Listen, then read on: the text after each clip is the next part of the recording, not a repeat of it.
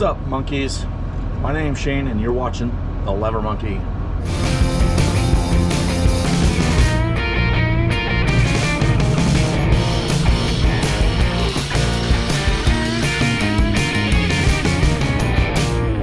Today I got a Q&A that's a little important. I've got a guy that sent me a message on one of the videos asking why the city is taking so long, or how long does it take to install a manhole. More specifically, the issue that this gentleman has is he's paid the city to install a manhole and tap the mainline sewer because he's transitioning from a septic system which has problems, and this is so this gentleman has a new house to him, and he bought the house knowing that the septic system was bad. So he has paid the city to put a manhole in, tap the city sewer system, and then he's got another plumber coming in to tie that system into his house. So the question is how long should it take for the city to put in a manhole and do the tap? Well, this is kind of a rough one because unfortunately the city dealing with any kind of government entity takes time. You put in the request, they tell you how much money to pay, and then they decide when to do the service, when to put everything in based on priority.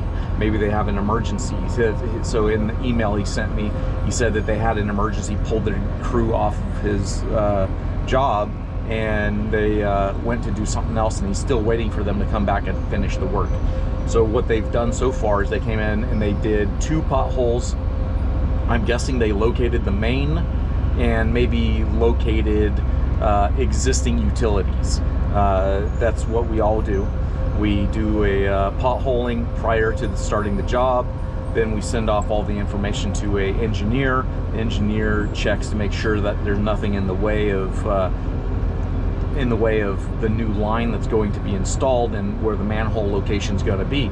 Once that's done, then they can send that information, make up some plans, send that to the field crew, and then they come out with their equipment. They will dig down to the main, do their tap, and dig out to install the new manhole if that's what's going on.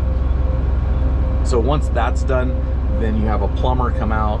On the private property side, they dig, lay the trench for the new sewer line going to the house, and install all that.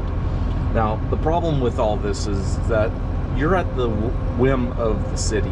City government entities, their priorities are way different than private industry. When we get hired as a private contractor to come out and do a job, we're on a contract and we have a time limit to do things. The city, they don't have that. It's just an unfortunate event for this gentleman that he's been wasting time and money waiting for the city to take care of him and do what they need. And while he's waiting, his septic system, he has a family of 4, including himself, and his septic system fills up about every 3 weeks, and he has to pay $350 to empty the sewer system or his septic system, so that way they don't, flood their backyard or wherever this place is located. And it's a lot of money, and it's a lot of time being wasted because we're waiting on a government entity to do their job. And another thing with the city workers, a lot of the times city workers, they don't start their day when they arrive at the job site. They start their day at the yard when they get into their truck and come out to the job. That makes the amount of time they're going to work on site less than what you would work or what I would work. I show up on the job, my time starts at a predetermined time, 6 o'clock or 7 o'clock a.m. and then we work 8, 10, 12 hours, whatever is designated for that job, and then we go home. We don't get paid for travel time or whatnot.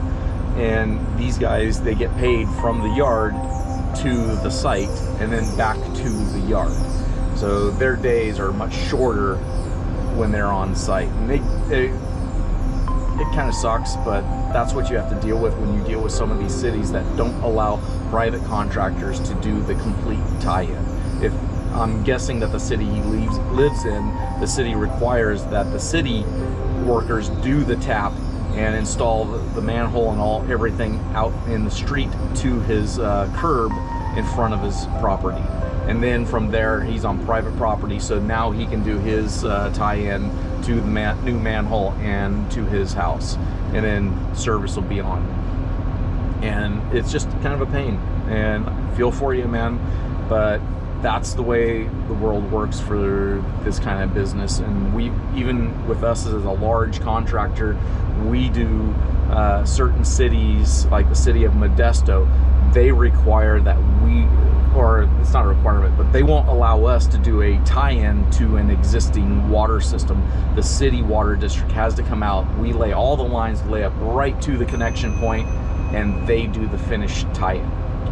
And that's just how some cities are. So I wish you the best, man. I hope that your system gets installed quickly and that you get everything returned to normal as fast as possible. So I hope you enjoy your new house once everything's up and going. So good luck with you, man.